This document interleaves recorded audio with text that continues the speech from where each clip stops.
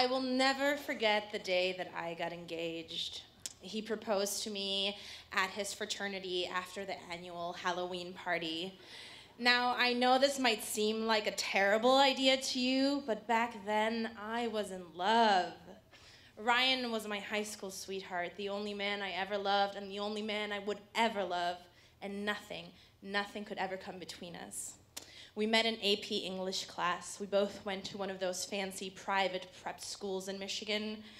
Some of the other students included the kids of the Lions family, as well as the Ford Motor Company empire. Ryan wasn't quite a Ford, but he was tall, and he wore a leather jacket, and he was the drummer for a Scandinavian metal cover band called Valhalla. And I was so in love, and he loved me back too. I recently found this note that he wrote me for a 1-month anniversary. Can you believe that, a 1-month anniversary? These days, you only measure months to see how badly your new relationship is going. You're like, oh my God, it's been a month and we haven't had the exclusivity talk yet. Oh my God, it's been a month, I haven't met any of his friends, I'm gonna die alone. No, this note was sweet. Babe, it said, I love you so much. Love, your babe. So the only problem that we encountered, besides trying to find a spot to park our car in to make out in, were his parents. His parents adored him. And I know you're gonna say, yeah, my parents adore me too, but I mean, adore like obsess. These people put plastic covers on their couches. They ate every day at 6 p.m. on the dot. And they gave their son a 10:30 p.m. curfew, even on the weekend, even when he was a senior, okay? But the worst part is that they hated me, okay? All of my other friends' parents adored me. They took me on vacations with them. They called me their surrogate daughter. But for some reason, perhaps because of my newfound womanhood, they hated me.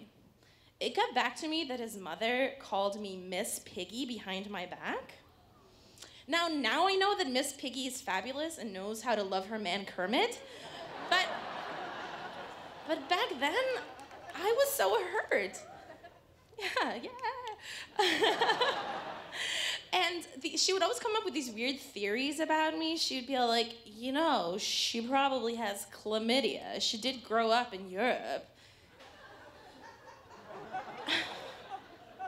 And also, the worst part was that they thought that he could do better than me, right? And specifically, his mom had one of the Ford daughters in mind for him. She would go out of her way so much to play matchmaker that she would schedule play dates for her son when he was in high school, just so he could go hang out at the Ford mansion. She'd be like, oh honey, you get to go hang out at the pool today. It was completely absurd. But you know, despite all these things, like, we were really trying to make it work. That fall, we both went to college. He went to school in Ohio, and I went to school in Michigan. And if you know anything about college rivalries, visiting each other was like going into enemy territory. But we did it anyway. We saw each other once a month. You know, we talked on the phone every night, and we'd all be like, no, babe, you hang up first. No, babe, you hang up first. You hang up first. And, you know, by the end of our first year, he decided to join a fraternity, and I decided to major in poetry. It was all really reasonable stuff. By his second year, he actually moved into the Delta Kappa Epsilon house. Now, I want you to close your eyes and go back to the worst frat party that you went to as a freshman, and now imagine worse, okay? Sticky floors, broken furniture, roided out, date rapey bros, because that is where Ryan lived, okay? His fraternity later got sanctioned for chanting, no means yes and yes means anal, on the quad, okay? George W. Bush was a deek. But did I care? No, because I was so in love. So he proposed to me at their annual Halloween party. I was dressed as a sexy sailor, and he was Jason from the horror movie franchise, complete with a bloody machete. He proposed to me after we did a power hour.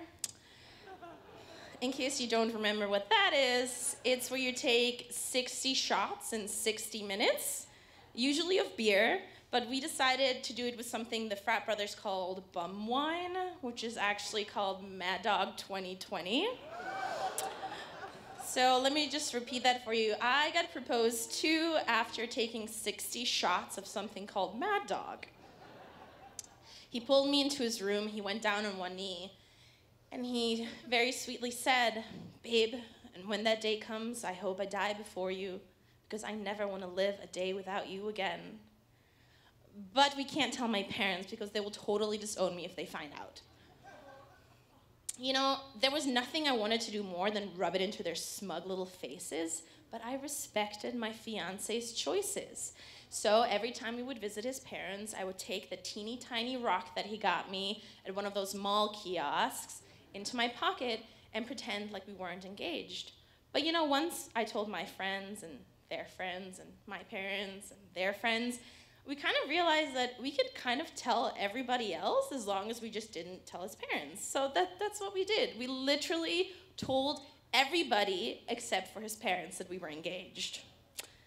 So the other funny / insane thing about his parents is that they kept going to PTA meetings and mom luncheons like long after their son had graduated from school. Which is how one time when his mom at one of those luncheons was approached by the Ford matriarch who said, "Oh, I hear congratulations are in order." And she said, "Oh, for what?" And Mrs. Ford said, "Your son's engagement." The way I heard it is that she burst into tears on the spot, ran out, and never came back again.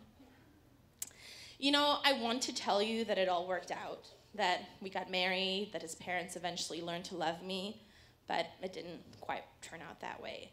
In the end, it wasn't even his parents who threatened to disown him who made our relationship hard at the end. You know, we broke up eventually, partially because I grew apart from him, partially because I realized it was a really stupid idea to get married so young, and partially because I found him in my apartment with my friend boning.